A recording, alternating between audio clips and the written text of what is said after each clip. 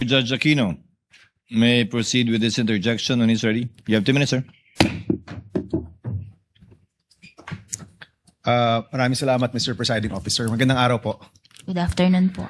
Okay, so sa inyo pong determinasyon sa inyong opisina, meron pong mga disallowances, no? Tungkol po sa kategorya ng mga gastos, kung sino po yung nag-disburse. Pero hindi po naging rason ng disallowance yung mga kakaibang pangalan. Tama po ba? Opo, tama po. Okay. Pero nakita po ninyo na may mga pangalan na kakaiba. May Piatos, may Bacon, Heart, Queso at kung ano-ano. Hindi nyo po naisip na baka red flag po ito? Dahil nga po ang audit namin is compliance lang po, hindi na po namin verify yung identity nung nakatanggap po. Pero hindi nyo verify, pero nung nakikita ninyo, o nung nakikita mo, hindi mo ba naisip na posibleng red flag itong mga pangalan to? We presume po kasi regularity kasi po merong certification under oath yung SDO. This was used for the confidential operations of the agency and these are necessary and for legal purpose po yung naging paggastos ng confidential fund. Okay, so nag-consult na kasi yung iba naming abogado kay former Commissioner Heidi Mendoza. At sabi niya, kapag may mga kakaibang pangalan, the COA can trigger an investigation because of fraud. So hindi nyo po ginawa yun, no? Walang usapin ng investigation because of fraud. Yung sa fraud audit po kasi, pinag-aaral, yung possibility po, pinag-aaralan pa kasi kung magpo-fraud audit po, this is the first time and yung documents po, yung transactions involving the OBP and DepEd po, contains voluminous documents na with sensitive information na pag naibigay po sa ibang opisina, baka po magiging exposed siya. Okay, so ulitin ko so hindi kayo nag-trigger ng investigation of fraud or nag-trigger kayo? Wala pa po, pinag-aaralan pa po with the chairperson. Pinag-aaralan. So, it's possible na magkaroon pa ng investigation due to fraud? Opo, gaya mo po ng sinasabi ko, pinag-aaralan pa lang po at kung kinakailangan po, pwede pong mag-fraud audit po. Okay, let me ask about what is fraud, no? Ano yung fraudulent? Yung paggamit ba ng alias ay fraudulent? Ito ba'y bawal or illegal? Doon po sa joint circular, silent po kasi ang joint circular as to the use of alias po. Pero ang binabantayan po dito is dapat na ibigay po ito sa totoong tao at nagamit sa tamang confidential expenses. So thank you for that. So kung nagamit to sa talagang nakalagay doon, hindi ito fraudulent. Pero kung ito'y hindi naman nagamit doon sa nakalagay at kunyari nabulsa lang, fraudulent yon. Correct, no? Opo, tama okay. po. Kung so yung bawat isang pangalan, dapat ba merong ring 1:1 na totoong tao sa likod nun? Or pwede kunyari may alokasyon ng 10 million tapos hinati-hati sa tagti 300,000 pero isang tao lang talaga yon. Yun po ba fraudulent? Ang kwan ko po dun is isang tao lang yung nakatanggap based dun sa acknowledgement receipt po na yun. Okay. So sa inyo pong professional opinion, kailangan po yung bawat AR ay may katumbas na totoong tao kung yun man ang kanyang pangalan o meron siyang totoong pangalan. At yung nakalagay doon sa report na activity, yun dapat talaga yung nagawa. Tama po ba? Opo, tama po. Okay. Are you aware, Madam Witness, na meron tayong batas na nagbabawal ng paggamit ng alias? Hindi po ako familiar dun sa law. Okay. There is a law actually, RA 6085, na nagbabawal ng paggamit ng alias at nais na naming alamin kung ito ba'y pertinent dito sa usapin ng confidential and intelligence funds at aalamin po namin yan. Maybe for the second round. Maraming salamat, Madam Witness. Thank you, Senator Judge Aquino. Senator Judge Erwin Tulfo, you may proceed with your interjections. You have 2 minutes, sir.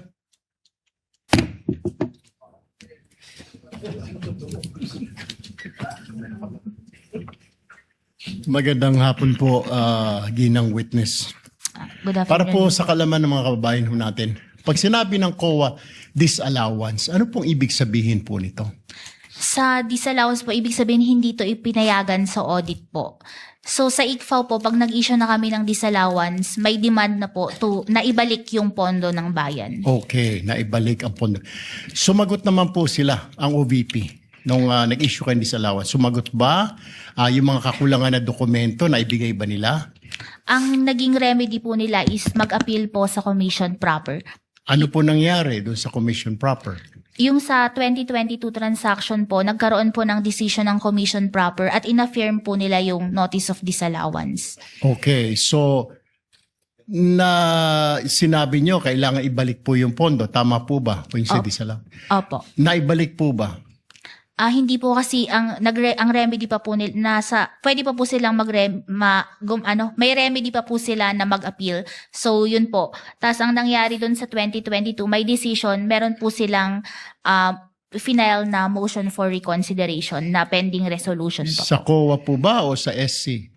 Sa commission proper pa din po. Commission proper. So yun po, nakalabas na po ba ng desisyon ng commission proper? May pending MR pa po sila. May pending. Magkano po yung total na inaantay natin na ibalik ng OVP at DepEd? Yung sa OBP po, 73,287,000 yung fourth quarter. Yun po pa lang sa 2023, na-issue po kasi namin yung ND is March 31, 2026. Within the prescribed period pa po sila ng 180 days to appeal po sa commission proper. Kaya nga po, ang tanong natin, bukod sa OVP, meron din po tayo pinag-uusapan sa DepEd, di po ba? Magkano po itong total kung alam ho ninyo ang kailangang ibalik, ang inaantay ninyo? Yung sa DepEd po kasi may na-issue kami na credit notice dun sa first and second quarter. Tapos yung sa third quarter po, under review and evaluation pa po. Kaya nga po, magkano? Yung niyo sa po ba? DepEd po is 112.5 million. From 2022 to 2023 po yun? Wala po silang budget for 22. First to third quarters po ng 23 yung sa DepEd. 112. Sa DepEd po, magkano inaantay nyo? Yun po yung 112.5 million. Sa OVP po? Sa OBP po is 375 plus 73.287 million po. So magkano po total lahat?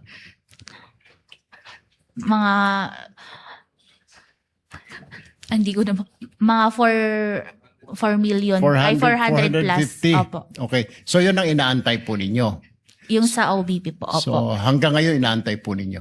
Opo, kasi may mga remedies pa po sila na. Okay. Alright. Maraming salamat po. Yun lang po. Senator Judge Ejercito, you may proceed with interjections. You have 2 minutes, sir. You may proceed when you're ready. Yes, magandang hapon.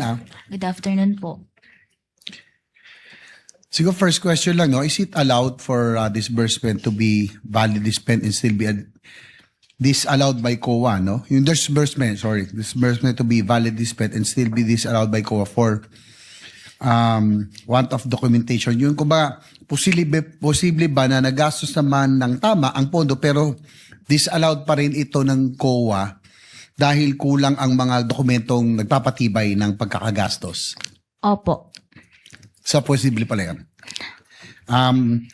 Halimbawa na wala ang resibo, no? Ganon, kaya hindi maipasa ng COA, ibig sabihin automatic na disallowed na ito pag nawala. Pwede pong pakiulit. Halimbawa na wala, ganun ba yung ibig sabihin pag nawala yung resibo, automatic na madidisallow ng ginastos dahil wala na itong maipapakita, wala nang katibayan. Kung sa pagbabasihan po yung sa joint circular, yung sa disallowance po kasi, yung hindi siya naging compliant with the joint circular. Apo. Kaya, Sige lang po. tapos dun po sa sinasabi ninyo na nawala yung resibo, dun po kasi hindi natin ma-check, ma-ascertain kung talagang ginamit ba ito kung sa purpose na yun po without yung receipt na yun. Tapos napansin ko lang din po sa iyong testimony, no?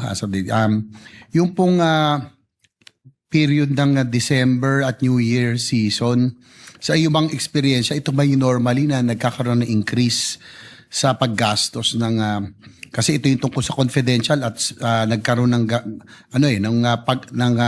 parang pag-spike, no, nung Christmas season na base doon sa iyong presentation.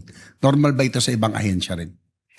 Yun po kasi sa ibang ahensya, as a general, dun po sila sa 3-month period po. Doon po yung paggastos nila.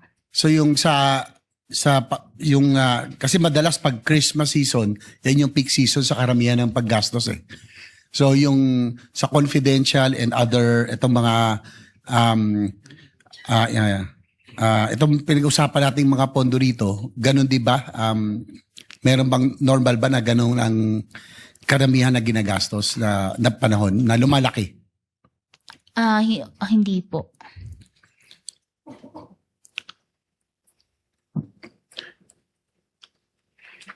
Tapos yung COA nag-issue po ng notice of disallowance. Is it directing the officers, namely, ano pang clarify lang, no?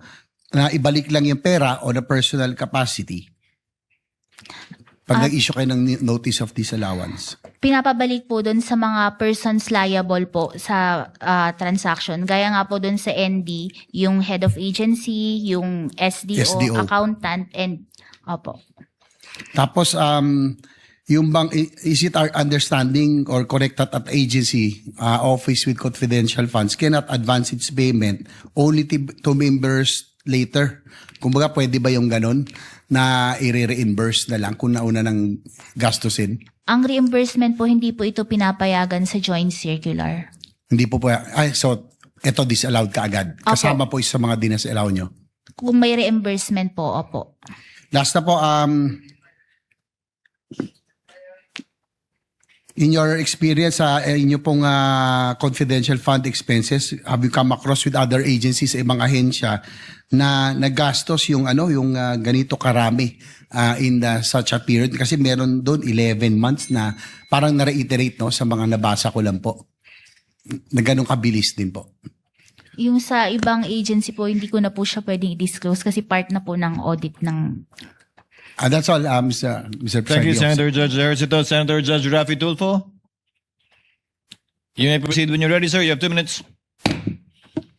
Thereafter, our Senate President. Thereafter, Senator Lacson. Madam Witness, pag-usapan natin yung safe houses ng OVP. Based dun sa records ng House of Representatives noong 2022, yung OVP ay gumastos ng 16 million pesos sa confidential funds para sa bayad o rental ng mga safe houses, correct? Opo, tama po. At ilang safe houses ito? Pwede po ba ma-check ko yung records ko? Go ahead po.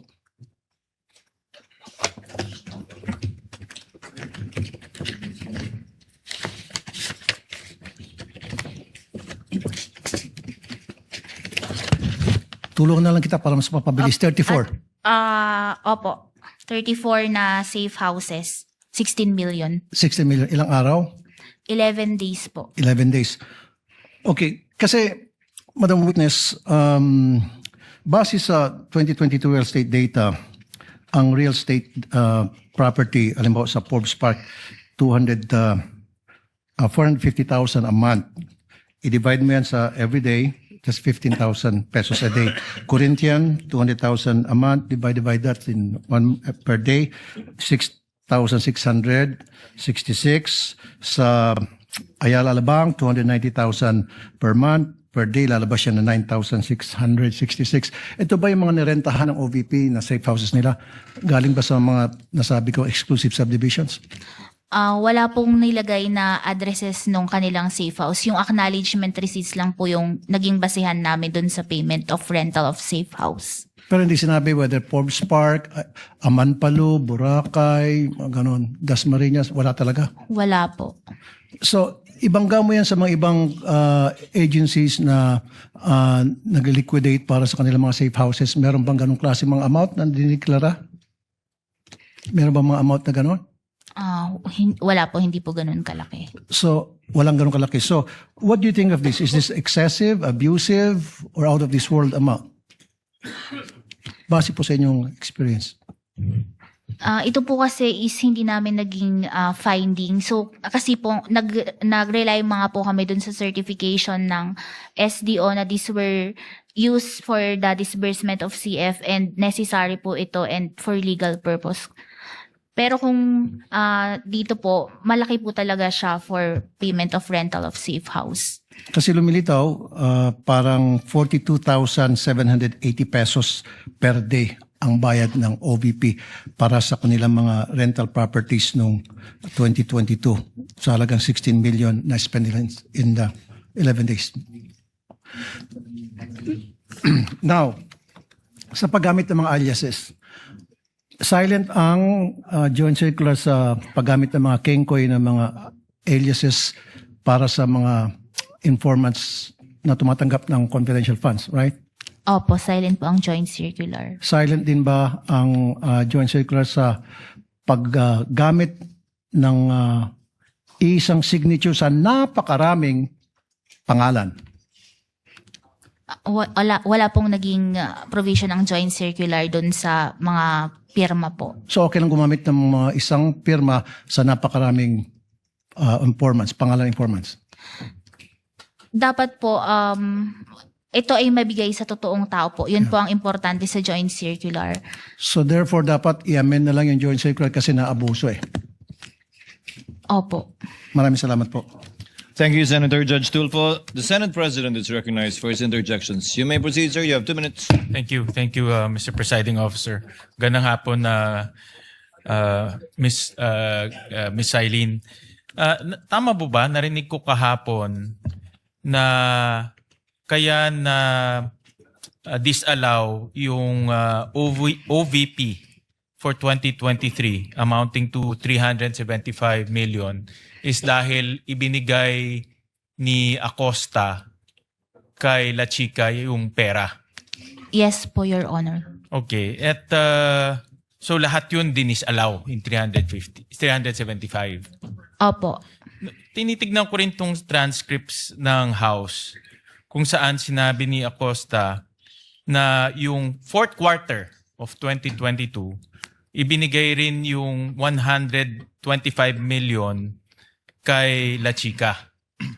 At on the same transcript, November 25 to 2024, sinabi naman ni Fajarda na ibinigay yung 37.5 million kay Colonel Nolasco.